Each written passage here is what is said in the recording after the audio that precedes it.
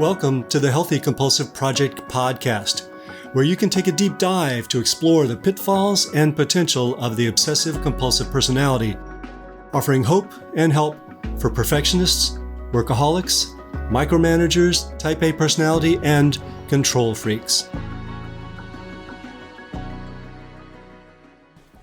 Hello, everyone. Gary Trosclair here, psychotherapist, Jungian analyst, and author of the Healthy Compulsive book, blog, and podcast. You probably know an awful lot about your partner, and you might even feel that you know some things about them that they don't know. Does it make sense to tell them how they could be better? Sorting out when and how to do this can make a lot of difference to the relationship. Join me as we explore this sensitive topic, which isn't about just what you say, but also what you do. This is episode 47 of the Healthy Compulsive Project podcast. Should you tell your partner how to be a better person? Should you tell your partner how to be a better person? I mean, doesn't it make sense if you love them? Theoretically, yes, but practically, no. It usually backfires. But there are ways other than telling them how to be a better person that can help them achieve their potential and maybe make your life easier in the process. Compulsive and perfectionistic versus easygoing. A very typical conflict occurs in couples where one person is driven, rule-bound, perfectionistic, compulsive, and type A, and the other is easygoing. The driven person wants to make their partner a better person by telling them to be neater, more reliable, more reasonable, more efficient, more productive, and more thorough. And the easygoing partner wants to make the driven person a better person by telling them to be less neat, less rigid, less rational, less efficient, and a lot more fun. Chances are both parties have good reason to want to change the other.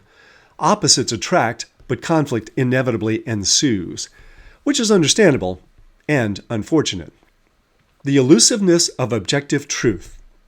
If you're driven and have compulsive tendencies, you might think that you know what's best for others.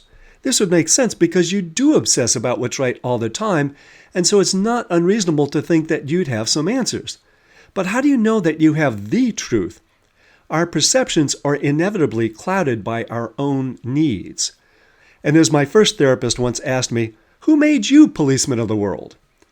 I think we need to remember that what we think is just that, and only that, what we think, not necessarily the truth.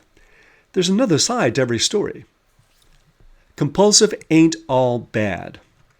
And the easygoing person who wants to change the compulsive person may also need to step back for a minute and consider how subjective their perspective is too. People who are driven contribute a lot that may go unappreciated. While they can get out of control with their need to control, they may actually add a great deal of value to the relationship with their planning.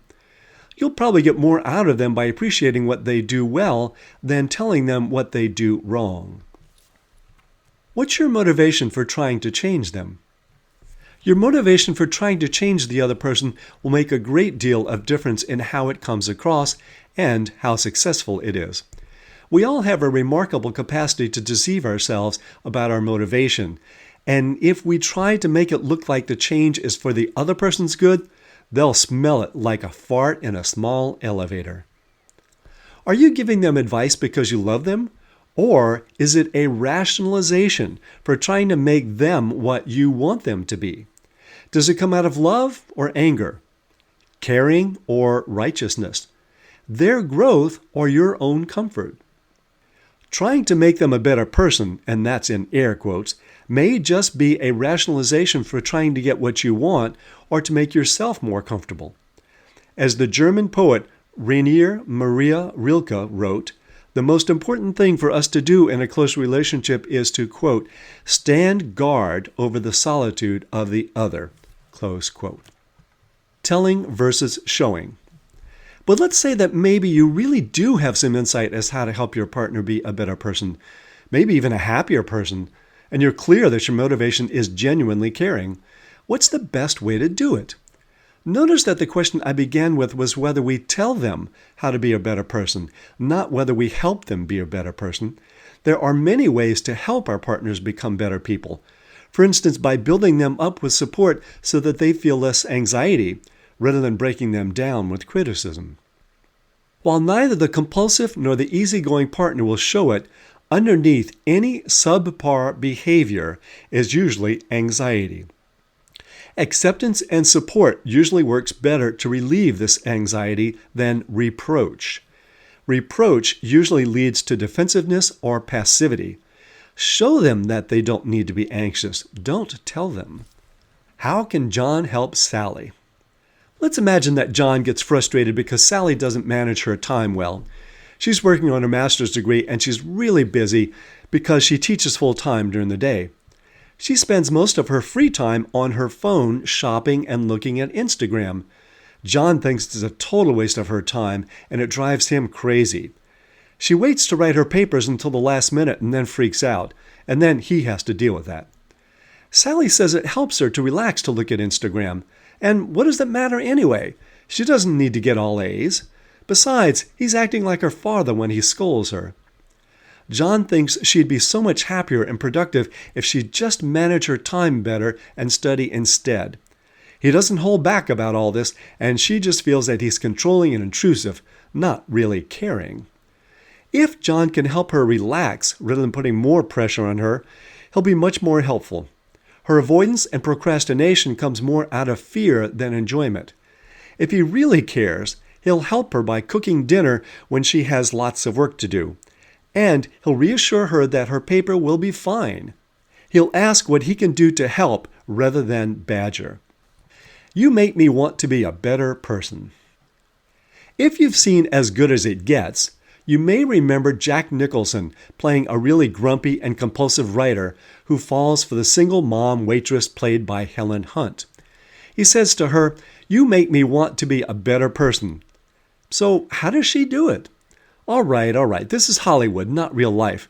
And Nicholson plays a hybrid character with both OCPD and OCD. Anyone who has to live with someone who has bad OCPD knows that this may be unrealistic. But still, let's see what we can extract from this. She looks beyond his callousness to see his good side. He can be very generous. She does what she can to relieve his anxiety. She remembers that she has something to offer him. Anyone as extreme as Nicholson in this role needs someone to balance them. And she sets limits. Setting boundaries with I statements. Neither the compulsive partner nor the easygoing partner should let themselves be treated badly. That would not be helping them be a better person. And, as I said in a previous episode, if your partner has a very serious case of obsessive-compulsive personality disorder, there is a limit to what you can do other than protect yourself. Let's say they're often late, or expect you to clean up their mess, or seldom plan ahead, or don't manage money well. These can all have an impact on you, and it's important to let them know that. Use I statements rather than you statements. And make specific statements about what they've done that was hurtful rather than general statements about who they are. Returning to John and Sally for a moment, if she goes on lots of spending sprees, he should tell her the impact it has on him and how it will affect their budget. We might not be able to afford a vacation.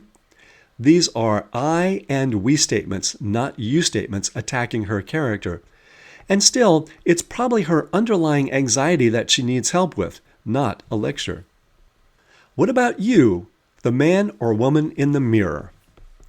So before we start preaching, we should usually ask first, how might we make ourselves better persons in a way that would contribute to our partner's improvement?